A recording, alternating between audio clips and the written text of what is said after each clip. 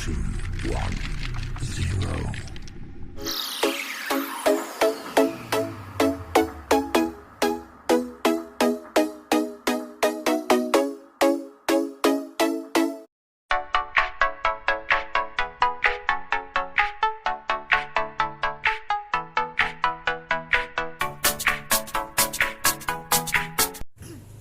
Assalamualaikum warahmatullahi wabarakatuh. Kami dari kelompok 3 yang beranggotakan 5 orang. Di sini kami akan menjelaskan tentang integrasi nasional. Perkenalkan, nama saya Mudrika. Saya tinggal di Jambe, Tangerang. Perkenalkan, nama saya Rika Mutiara, saya tinggal di Jambe, Tangerang. Perkenalkan, nama saya Bella, saya tinggal di Kampung Kebon, Cinangka, Sawangan, Depok. Perkenalkan, nama saya Deviana Asmi Abdillah, saya tinggal di Tiga Raksa, Tangerang. Perkenalkan, nama saya Lamtiar Menalu, saya tinggal di Jakarta Barat, Pesing. Berikut materi yang akan kami jelaskan. Bagaimana urgensi integrasi nasional sebagai salah satu parameter persatuan dan kesatuan bangsa? A. Menelusuri konsep dan urgensi integrasi nasional. 1. Makna integrasi nasional. Istilah integrasi nasional dalam bahasa Inggrisnya adalah national integration. Integration berarti kesempurnaan atau keseluruhan. Kata ini berasal dari bahasa Latin integer yang berarti utuh atau menyeluruh. Berdasarkan arti etimologisnya itu, integrasi dapat diartikan sebagai pembauran hingga menjadi kesatuan yang utuh atau bulat. Nation artinya bangsa sebagai bentuk persekutuan dari orang-orang yang berbeda latar belakangnya, berada dalam suatu wilayah dan di bawah satu kekuasaan politik. 2. Jenis integrasi. Menurutnya, integrasi politik adalah penyatuan masyarakat dengan sistem politik. Integrasi politik dibagi menjadi 5 jenis, yakni 1. Integrasi bangsa, 2. Integrasi wilayah, 3. Interaksi nilai, 4. Integrasi elit massa, dan 5. Integrasi tingkah laku atau perilaku integratif. Jenis-jenis integrasi. 1. Integrasi bangsa. Integrasi bangsa menunjuk pada proses penyatuan berbagai kelompok budaya dan sosial dalam satu kesatuan wilayah dan dalam satu pembentukan identitas nasional. 2. Integrasi wilayah. Integrasi wilayah menunjuk pada masalah pembentukan wewenang kekuasaan nasional pusat di atas unit-unit sosial yang lebih kecil yang beranggotakan kelompok-kelompok sosial budaya masyarakat tertentu. 3. Integrasi elit massa. Integrasi elit massa menunjuk pada masalah penghubungan antara pemerintah dengan yang diperintah, mendekatkan perbedaan-perbedaan mengenai aspirasi dan nilai pada kelompok elit dan massa. 4. Integrasi nilai. Integrasi nilai menunjuk pada adanya konsensus terhadap nilai yang minimum yang diperlukan dalam memelihara tertib sosial. 5. Integrasi tingkah laku. Integrasi tingkah laku perilaku integratif menunjuk pada penciptaan tingkah laku yang terintegrasi dan yang diterima demi mencapai tujuan bersama. Dalam realita nasional, integrasi nasional dapat dilihat dari 3 aspek, yaitu aspek politik, ekonomi, dan sosial budaya. A. Integrasi politik. Dalam tataran integrasi politik, terdapat dimensi vertikal dan horizontal. Dimensi yang bersifat vertikal menyangkut hubungan elit dan massa, baik antara elit politik dengan massa pengikut, atau antara penguasa dan rakyat guna menjembatani celah perbedaan dalam rangka pengembangan proses politik yang partisipatif. Dimensi horizontal menyangkut hubungan yang berkaitan dengan masalah teritorial antar daerah, antar suku, umat beragama, dan golongan masyarakat Indonesia. B. Integrasi ekonomi. Integrasi ekonomi adalah penghapusan atau pencabutan hambatan-hambatan antar daerah yang memungkinkan ketidaklancaran hubungan antar keduanya. Misalnya, peraturan, norma, dan prosedur dan pembuatan aturan bersama yang mampu menciptakan keterpaduan di bidang ekonomi. C. Integrasi sosial budaya.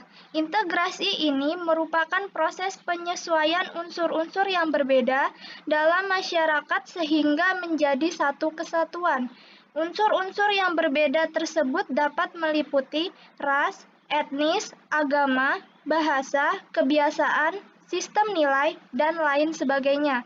Integrasi nasional budaya juga berarti kesediaan bersatu bagi kelompok-kelompok sosial budaya di masyarakat, misal suku, agama, dan ras. 2. Pentingnya integrasi nasional. Ditinjau dari keragaman etnik dan ikatan primordial inilah pembangunan integrasi bangsa menjadi semakin penting. Ironisnya, bahwa pembangunan integrasi nasional selalu menghadapi situasi dilematis seperti terurai di depan. Setiap penciptaan negara yang berdaulat dan kuat juga akan semakin membangkitkan sentimen primordial yang dapat berbentuk gerakan separatis, rasialis, atau gerakan keagamaan. Kekacauan dan disintegrasi bangsa yang dialami pada masa-masa awal bernegara misalnya yang terjadi di India dan Sri Lanka bisa dikatakan bukan semata akibat politik pecah belah kolonial, namun akibat perebutan dominasi kelompok-kelompok primordial untuk memerintah negara. Hal ini menunjukkan bahwa setelah lepas dari kolonial, mereka berlomba saling mendapatkan dominasinya dalam pemerintahan negara. Mereka berebut agar identitasnya diangkat dan disepakati sebagai identitas nasional. Integrasi diperlukan guna menciptakan kesetiaan baru terhadap identitas-identitas baru yang diciptakan, atau identitas nasional, misalnya bahasa nasional, simbol negara, semboyan nasional, ideologi nasional, dan sebagainya.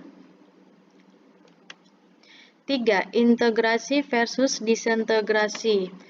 Disintegrasi bangsa adalah memudarnya kesatu paduan antar golongan dan kelompok yang ada dalam suatu bangsa yang bersangkutan.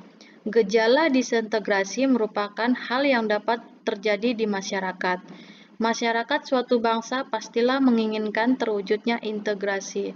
Namun, dalam kenyataannya yang terjadi justru gejala disintegrasi.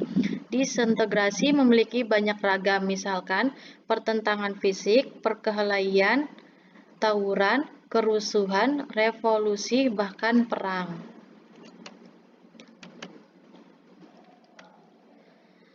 Faktor yang menentukan tingkat integrasi suatu negara adalah A.